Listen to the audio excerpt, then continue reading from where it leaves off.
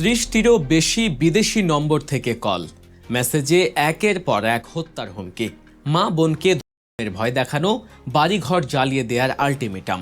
আর ঠিক তারপরে শুক্রবার জুমার নামাজের পর রাজধানীর বুকে গুলিবিদ্ধ হয়ে রাজপথে লুটিয়ে পড়লেন 24-এর গণ অভ্যুত্থানের অন্যতম নায়ক শরীফ ওসমান হাদী। কে বা কারা আছে এই নৃশংস হামলার পেছনে? শুধুই কি রাজনৈতিক প্রতিহিংসা, নাকি এর পেছনে কাজ করছে সীমান্তের ওপার থেকে আসা কোনো গভীর ষড়যন্ত্র? আল জাজিরার অনুসন্ধান বা মোস্তফা সরওয়ার ফারুকের স্ট্যাটাস, সবই কি একই সুতোয় গাঁথা? আজকের ভিডিওতে আমরা উন্মোচন করব সেই ভয়ানক ব্লুপ্রিন্ট যা কাঁপিয়ে দিয়েছে পুরো বাংলাদেশকে। 2024 সালের জুলাই মাস, বাংলাদেশের আকাশে তখন বারুদের গন্ধ আর মুক্তির স্লোগান। সেই উত্তাল সময়ে যে কয়টি কণ্ঠস্বর সাধারণ শিক্ষার্থীদের সাহস জুগিয়েছিল, যে কয়টি মুখ ফ্যাসিবাদী সরকারের চোখের দিকে চোখ রেখে কথা বলেছিল, তাদের মধ্যে অন্যতম শরীফ ওসমান হাদী। তার তেজদীপ্ত ভাষণ, ক্ষুরধার যুক্তি এবং দেশপ্রেমের অদম্য স্পৃহা তাকে খুব অল্প সময়ে তারুণ্যের আইকনে পরিণত করেছিল। কিন্তু এই জনপ্রিয়তা এবং সত্য বলার সাহসী কি তার জন্য কাল হলো?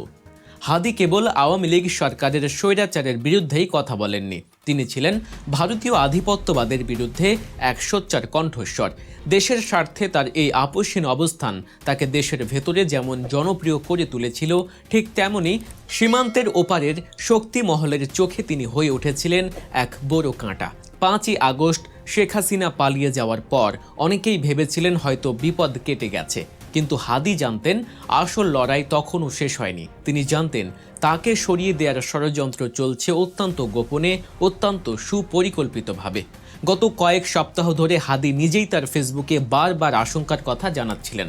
তিনি পরিষ্কার লিখেছিলেন তাকে হত্যার হুমকি দেয়া হচ্ছে। গত 13ই নভেম্বর গভীর রাতে তিনি একটি স্ট্যাটাস দেন, যা আজ আমাদের সামনে এক ভয়ানক সত্য হয়ে দাঁড়িয়েছে।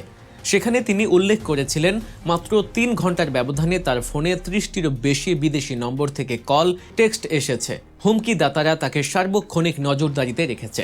তাদের হুমকি ছিল স্পষ্ট এবং বর্বরচিত। তারা তার বাড়িতে আগুন দেবে, তার পরিবারের সদস্যদের ক্ষতি করবে এবং তাকে দুনিয়া থেকে সরিয়ে দেবে। কিন্তু হাদী দমে যাওয়ার পাত্র ছিলেন না। তিনি লিখেছিলেন, ইনসাফের এই লড়াই হতে আমি এক চুলো নড়ব না, ইনশাআল্লাহ।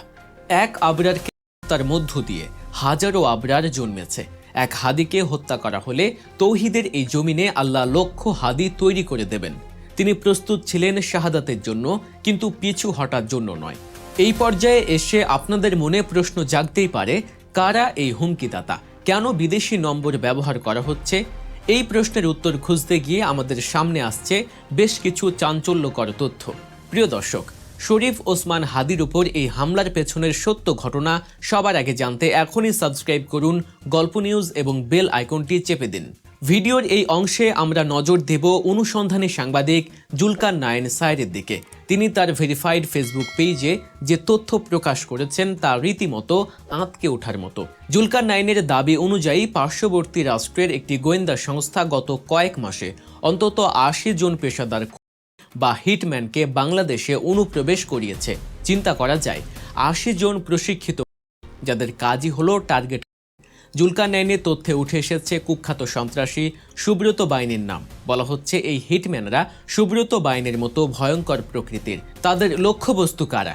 এই নির্বাচনকে সামনে রেখে বিভিন্ন জনপ্রিয় প্রার্থী, কেন্দ্রীয় নেতা এবং এলাকার প্রভাবশালী ব্যক্তিত্বরা, যারা আধিপত্যবাদের বিরুদ্ধে সোচ্চার। জুলকার নাইন আরও দাবি করেছেন, পশ্চিম বাংলার পুলিশের একজন ঊর্ধ্বতন কর্মকর্তা, যিনি একসময় সুব্রত বাইনের হ্যান্ডেলার ছিলেন, তিনি এখন বাংলাদেশে আন্ডারওয়ার্ল্ডের পলাতক সন্ত্রাসীদের সাথে যোগাযোগ করছেন। পিচ্চি হিলাল, মুকুল, লেদার লিটন, এই নামগুলো আবার উঠে আসছে আলোচনায়। টেলিফোন কনফারেন্সের মাধ্যমে নাকি ছক কষা হচ্ছে বড় ধরনের নাশকতার। তাদের উদ্দেশ্য পরিষ্কার, নির্বাচন বানচাল করা এবং দেশকে চরম অস্থিতিশীল করে তোলা। শরীফ ওসমান হাদী কি তবে এই হিট লিস্টের প্রথম শিকার? সংস্কৃতি বিষয়ক উপদেষ্টা ও প্রখ্যাত নির্মাতা মোস্তফা সরওয়ার ফারুকী একই ইঙ্গিত দিয়েছেন। তিনি তার প্রতিক্রিয়ায় সরাসরি আঙ্গুল তুলেছেন ভারতে পলাতক সাবেক প্রধানমন্ত্রীর দিকে। ফারুকী বলেছেন, গণহত্যার দায়ে কনভিক্টেড হাসিনা ভারতে বসে একের পর এক খুনের হুমকি দিচ্ছিল গত কিছুদিন ধরে, আর আজকে গুলিবিদ্ধ হলো ওসমান হাদী। ফারুকীর এই মন্তব্য অত্যন্ত গুরুত্বপূর্ণ। তিনি মনে করিয়ে দেন, হাদী এর আগেও বহুবার ভারতীয় নম্বর থেকে হুমকি পেয়েছিলেন। ফারুকী আরও বলেন, আমরা নিশ্চিত জানি না কে বা কারা ঘটিয়েছে, কিন্তু যারাই ঘটাক এটার মূল্য তাদের দিতে হবে। সোশ্যাল মিডিয়ার অ্যাক্টিভিস্ট পিনাকি ভট্টাচার্য এই ঘটনার তীব্র নিন্দা জানিয়েছেন। তিনি আবরার ফাহাদের সাথে ওসমান হাদির তুলনা করে বলেছেন, আধিপত্যবাদের বিরুদ্ধে সংগ্রাম আজীবন চলবে। আবরার ফাহাদ থেকে ওসমান হাদি সবাই এক সংগ্রামের সাথে। এখন আসে শুক্রবারের সেই ভয়ানক মুহূর্তটিতে। সময়টা তখন জুমার নামাজের ঠিক পর। রাজধানীর বিজয়নগর এলাকা। হাদি ও তার সহযোদ্ধারা মসজিদে নামাজ শেষে বের হয়েছেন। তাদের পরিকল্পনা ছিল লিফলেট বিলি করা এবং এরপর সোহরাওয়ার্দী উদ্যানে গিয়ে দুপুরের খাবার খাওয়া, কিন্তু ঘাতকরা ওঁত পেতেছিল।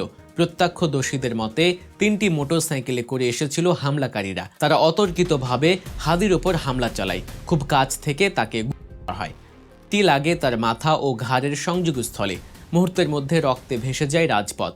হামলাকারীরা ফাঁকা গুলি ছুটতে ছুটতে ঘটনাস্থল ত্যাগ করে। হাদিকে দ্রুত উদ্ধার করে ঢাকা মেডিকেল কলেজ হাসপাতালে নিয়ে যাওয়া হয়। সেখানে চিকিৎসকরা জানান তার অবস্থা অত্যন্ত সংকটাপন্ন। প্রচুর রক্তক্ষরণ হয়েছে। তাকে বাঁচাতে প্রয়োজন হয় বি নেগেটিভ রক্তের। সোশ্যাল মিডিয়ায় মুহূর্তের মধ্যে ছড়িয়ে পড়ে সেই আরতি। হাদি ভাইয়ের জন্য রক্ত চায়।